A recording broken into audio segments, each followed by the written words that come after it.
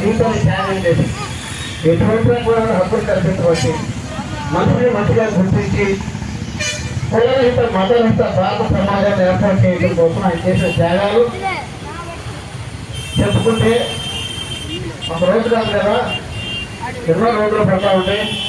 మరి మన గంటలో ఇంత పెద్ద కార్యక్రమం పెట్టి ఇక్కడ అంబేద్కర్ కమిటీ వారు చేసినటువంటి కార్యక్రమాన్ని ఇక్కడ నిర్వాహకులకి అందరికీ పేరు పేరున పెద్దలకి, యోజన సంఘానికి, ఉత్సవాలందరికీ పేరు పేరున ధన్యవాదాలు తెలియజేస్తూ, అంబేద్కర్ గారు ఒక మాట చెప్పారు, మన పేదరికాన్ని కానీ కుల వివక్షత కానీ జయించాలంటే చదువుదాలే అవుతుంది. ఇప్పుడు ఇక్కడ ఉన్న వాళ్ళందరూ చదువుకోబట్టి ఇప్పుడు నాకు జన్మనికి నా తల్లిదండ్రులు అయితే నాకు జీవితాన్ని ఇచ్చింది, ఈ స్థాయి తీసుకొచ్చింది బాబాసాహెబ్ అంబేద్కర్ గారి భార్య అని రమాబాయి అంబేద్కర్ గారు. వాళ్ళ జీవితాంతో మనకు రుణపడి ఉంటాం. మన ప్రతి అంబేద్కర్ ఫోటో ఉండాలి, అంబేద్కర్ భార్య రమాబాయి గారి ఫోటో ఉండాలి.